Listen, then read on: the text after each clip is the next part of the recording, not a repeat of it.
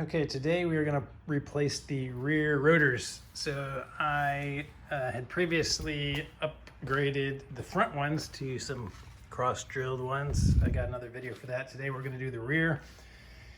And I got these from a salvage yard. They're actually in really good condition. They're not as rusty as I thought they would be, but there are some spots on there. So I'm going to start out first by trying what I've seen online, putting them in an oil catch pan and putting white vinegar, filling it up to let that eat off the rust. I also came with some brake pads, and they even have the wear sensors, and I wasn't even expecting that. So let's get started with letting them soak in white vinegar. Other YouTube videos showed people using like metal sanding discs on their drills and things like that, and other people say no, just use this white vinegar and it will eat all of this stuff off for you. And actually, flip this over to the important part under there. I may have to cut that piece off. Let's see. All right, maybe I've got enough vinegar to cover this now.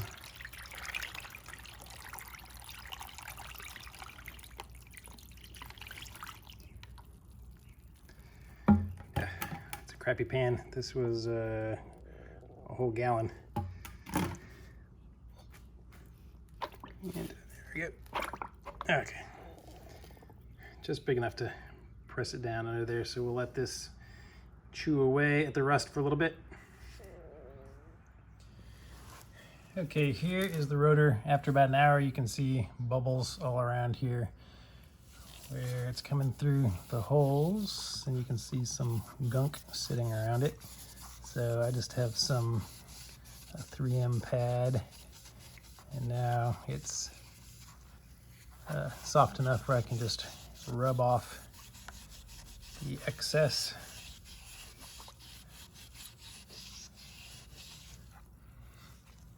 All right, so hopefully you can see part that I have not rubbed, part that I have rubbed.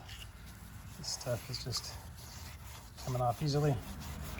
So I'm gonna go ahead and clean it up with this. You can see how black it is here.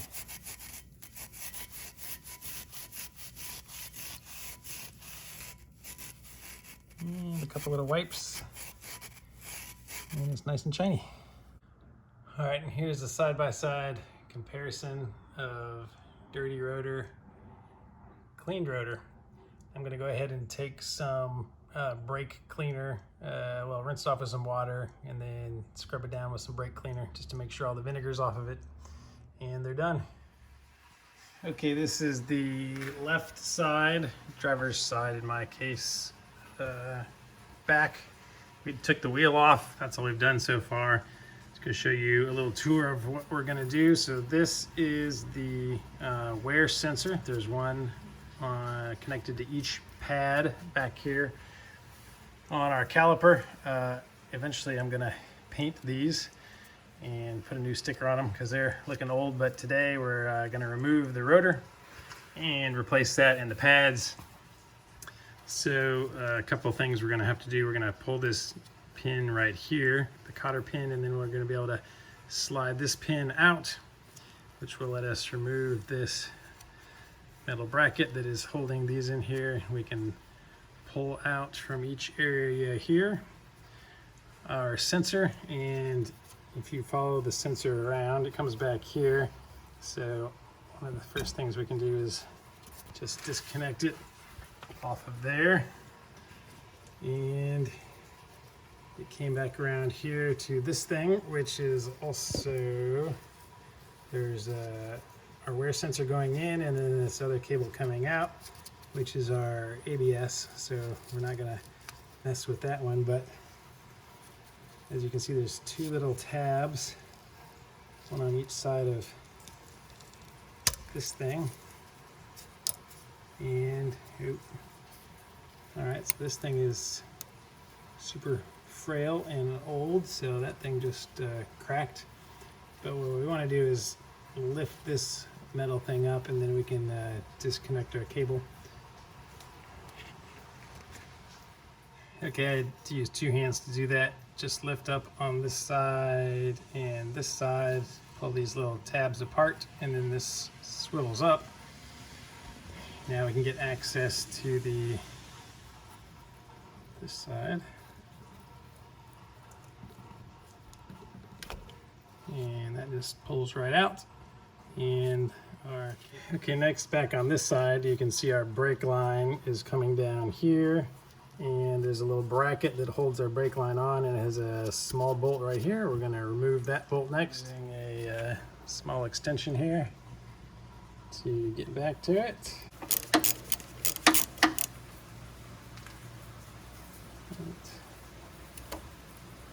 This out. Now our bracket is loose, so when we remove the caliper, this part here will flex and allow us to hang it. All right, after I put the new rotor on, I'm going to be kind of adjusting the emergency brake lever because it is what is going to stop our rear from spinning like this. So before I take it off, I'm kind of going to play with the original to see what it's like. So it turns fairly easily. I mean, there's a little bit of resistance. That's because it's turning our axle back here and turning the other side as well, but there's no friction against the drum on the inside that our emergency brake does. So you might want to, my emergency brake is already loose, so I'm going to tighten it up. I know that after 3 I can still turn it just as easily, so I'm going to go up to 5, and now I can still turn it with a lot of force, but I can tell the difference here. So just feel it so you can tell and you know when the brake is starting to kick in. All right, before I take the caliper off, I'm going to go ahead and pull this little pin and this pin out to disconnect our brake pads here. So I'm just going to use a little flathead screwdriver, put a little pressure on this, and he's going to pop out right here. Then we're going to apply some pressure. This probably won't be enough. Oh, it is enough. And I'm going to get like a little punch here and a hammer and knock this out. All right, just got a little punch and a mallet here. Knock this pin through.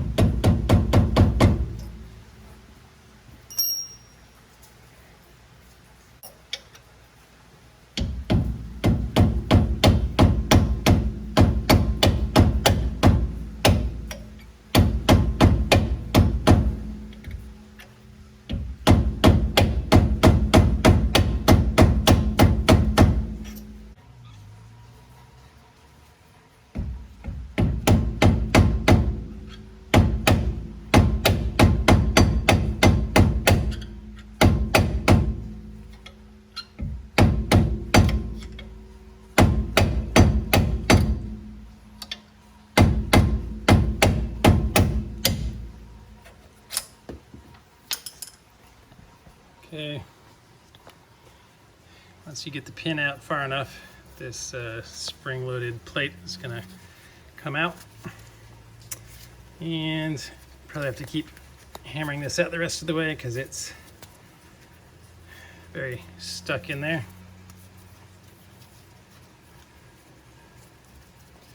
It's still very hard to get out.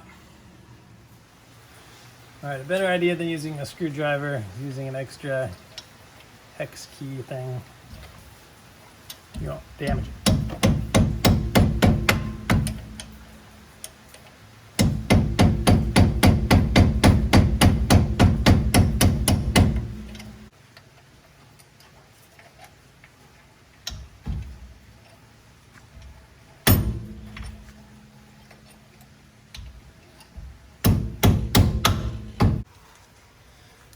I'm gonna resort to spraying a little of this PB blaster back here.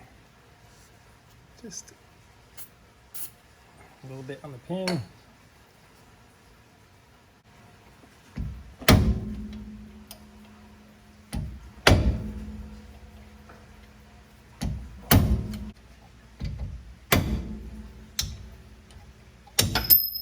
There we go. That's a good launch across the garage. Okay, here she is. It looks straight, doesn't look bent or anything, but really dirty, so I'll make sure to brush this down with a wire brush, maybe even throw it in our vinegar, but definitely clean this off. Put a little anti-seize on it this time so it doesn't do that again.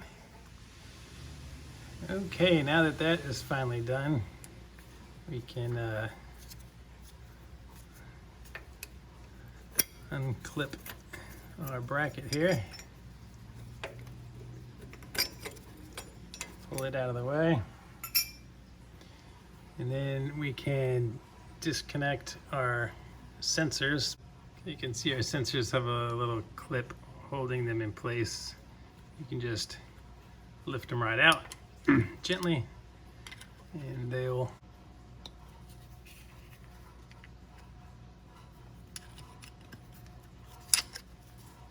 the other side. Pull that wire out of there and come in over here. You can get some pliers and grab them or pry it out however you want. And here's what our old sensors look like. Okay, before I take the pads out, I want to go ahead and press them.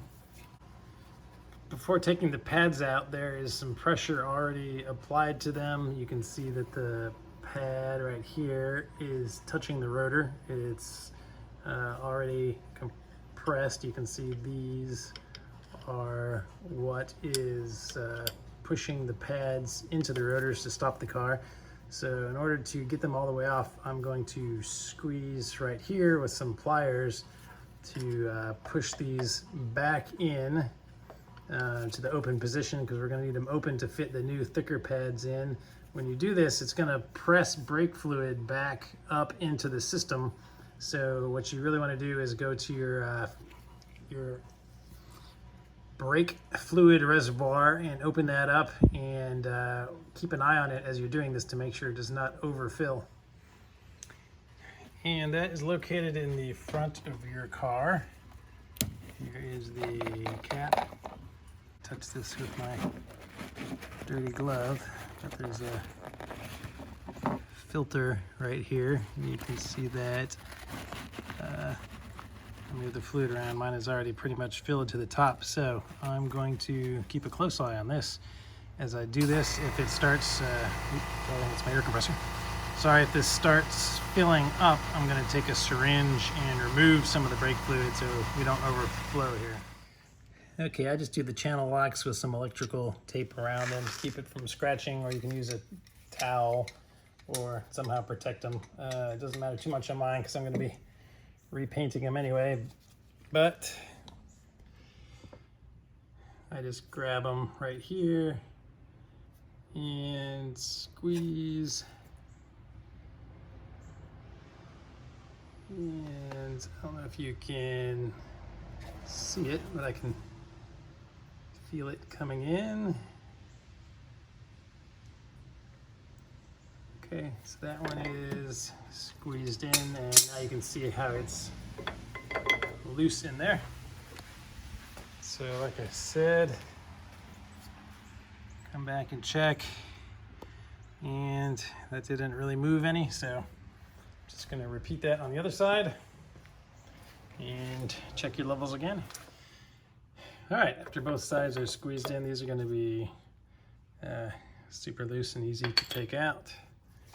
So I'm going to take these out, The one with the notch was on the inside of the car for the sensor. All right, and you can see those are compressed in now, so our new pad will fit in there.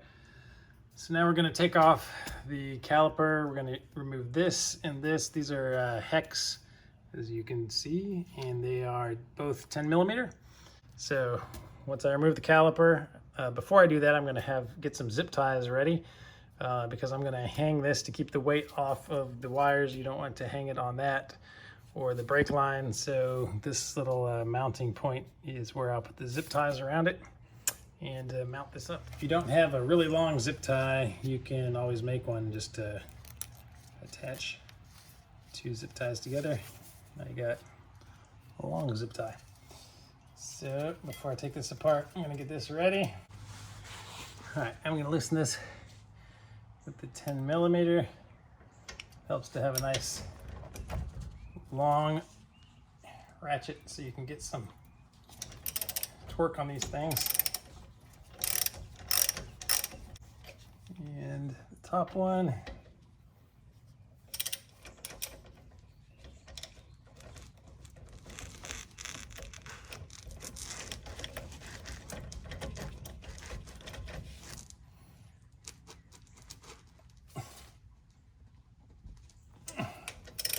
these things are on there tight. You don't want these falling off while you're driving.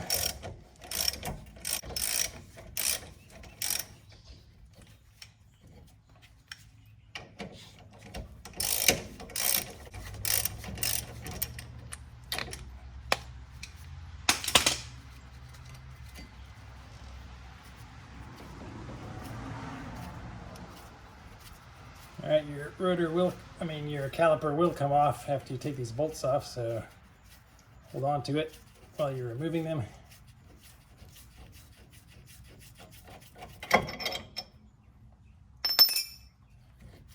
And these bolts are supposed to be replaced each time you remove them. They're not that expensive, actually, and this one is super corroded and nasty. So we'll be getting some new ones to replace them with. Okay, now your rotor comes off easily. Okay, once you have your caliper off, you just slide your zip tie through it, through the bracket back here, and pull it up.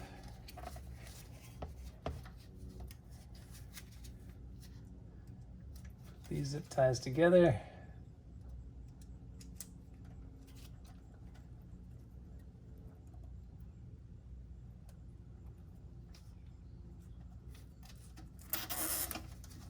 And tighten it up out of the way. So there's our caliper up here on the bracket with our zip ties.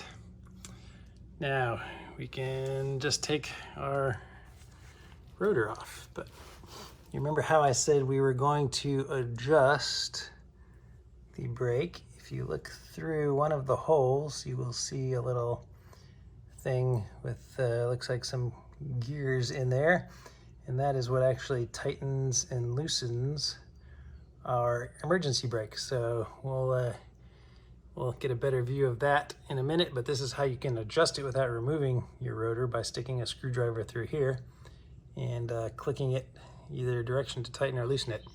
But first we're going to remove these 2 screws that are holding our rotor on. We can hit them with a little PB blaster here too, probably.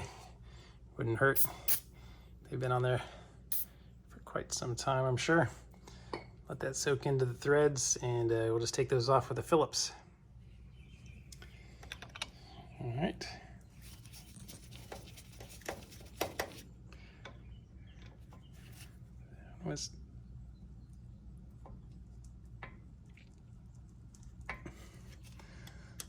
First one was pretty easy.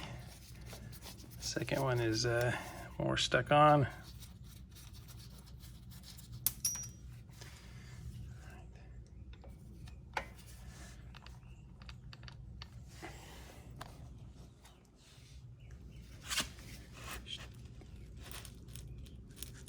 push straight into it.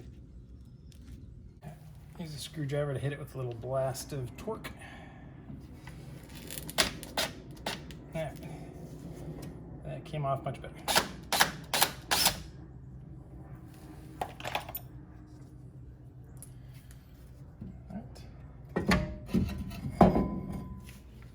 And this will slide right off. Now you can see around here,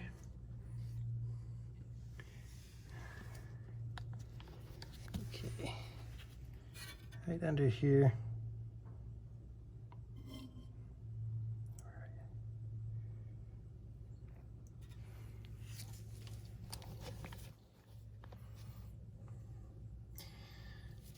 okay, so you can see here, this and this are what get pushed out when you apply your emergency brake. So this runs on the inside of your rotor to slow it down. This right here is the gear that I was talking about that you can click to adjust it, and you can line it up with one of the holes to get in there to turn it. So you can see this one is filthy.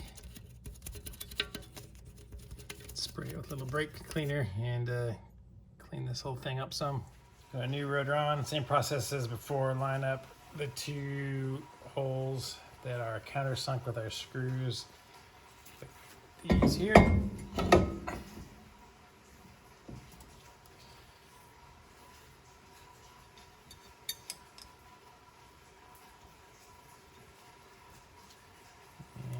Put our screws back in.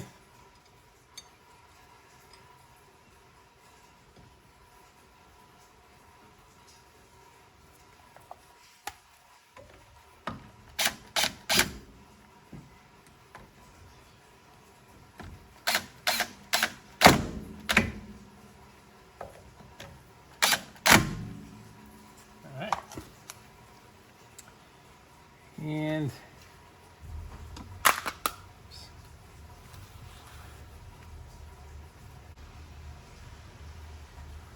all right, if we line one of the holes up at the top, we can see the parking brake adjuster, and as you can see right now, it's really easy to turn. Stick a screwdriver in here, rotate it,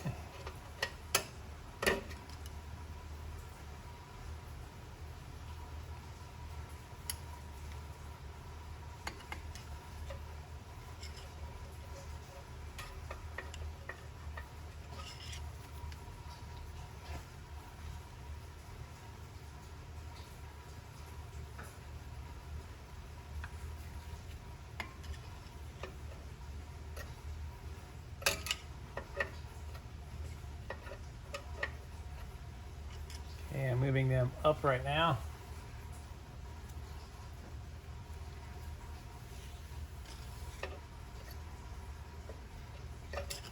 Moved it up about 3 notches.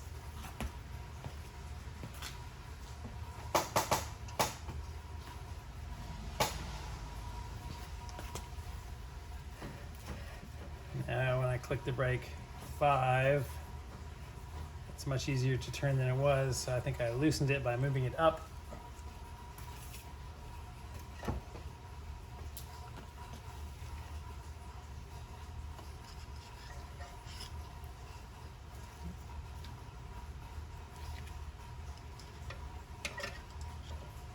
And move it down.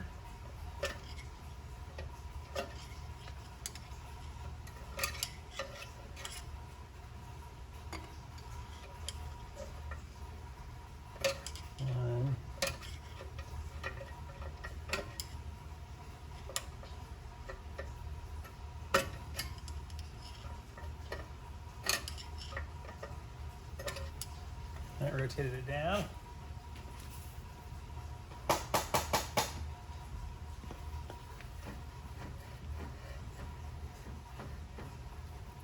Still pretty easy to turn.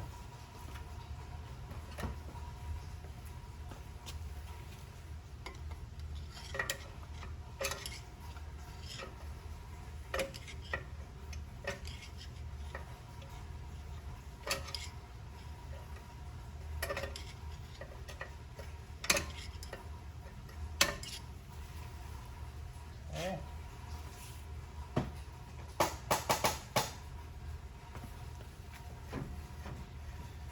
All right. Now at 5 clicks up on the emergency brake, it is getting harder to turn.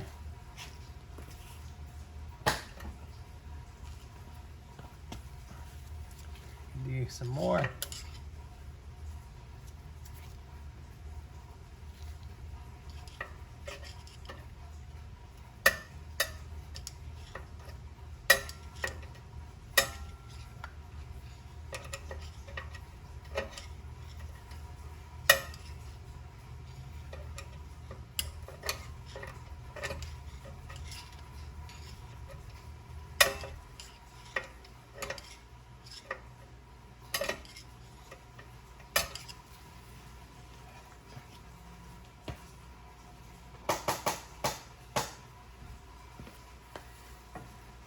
All right, now at 5 clicks, I can't move this with my hand anymore.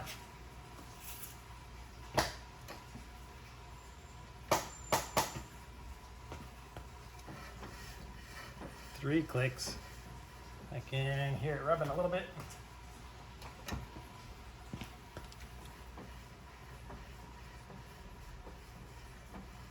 Okay, all the way down, it's free.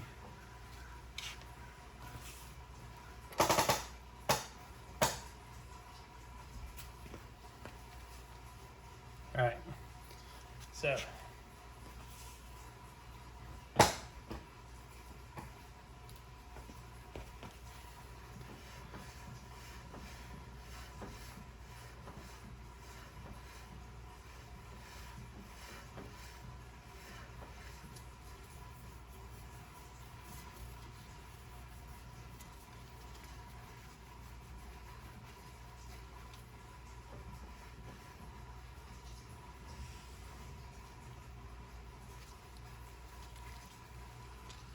move it up one more click.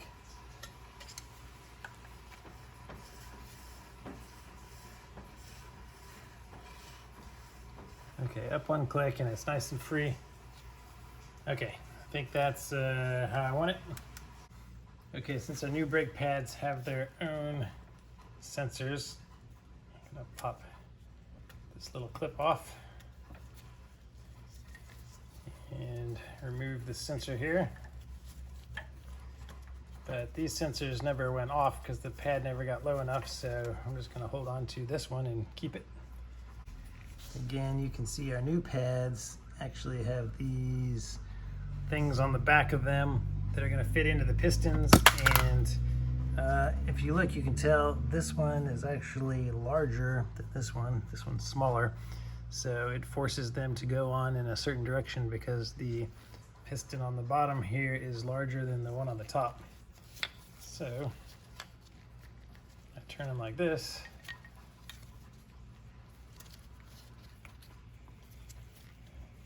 This is actually how they fit in here. Stick our wire in. And now they press into the pistons and snap in.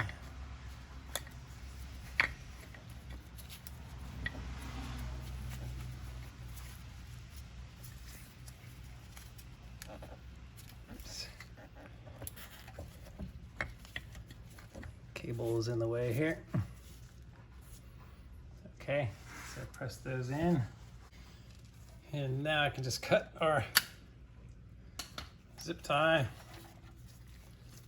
to get this back. Rotate it over. And line up our bolt holes. So we're just putting our bolts back in now. Like I said, they should be replaced, but I'm about to repaint my caliper, so I'm just reusing the old ones for now. And you can see the sensors that came with them. Using these again. So I'm going to tighten our bolts back down, then we'll put our plate and pin back in there. Oh, and here's our pin after I put it in that vinegar for a while and scrub it down a little bit. It's obviously much cleaner than originally, so hopefully it'll go back in this time for me. Okay, one thing I just noticed about these brake pads is that the cable comes in from over here and is supposed to clip in here and then go to one, and then the other, I just had to switch the brake pads out with the other set that I had because this cable here was on this side. So they are side specific with regards to that, unless you can always, pull them out and switch it. But and the other thing to point out with these, with the notches on them that go into the pistons, you also cannot just pull these out to change your brake pads. You have to take the whole caliper off in order to push them to pull those things out of the pistons. So a little bit different.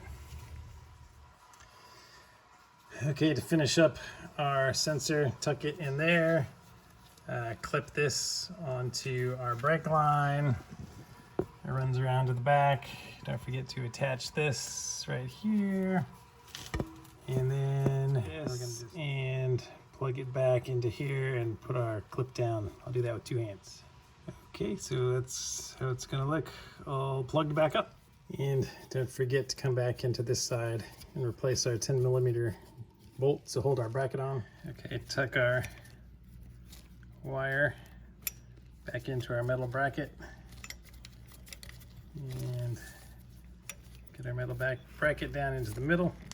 So we're gonna hold it in a little bit while we are putting the pin in, but I'm gonna put a little anti-seize on that pin first so it will slide through there better. Give it a little coating of anti-seize, and this end goes in first.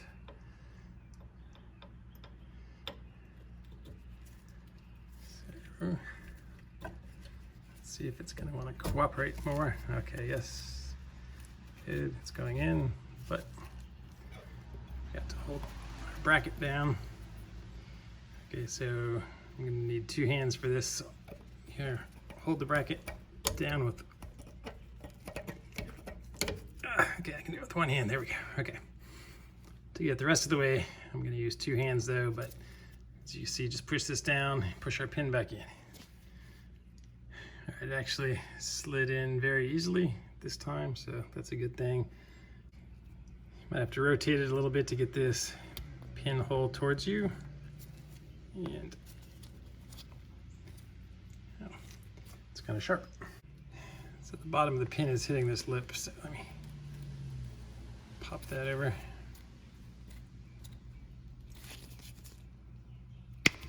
And press that back in. Okay. So all back together.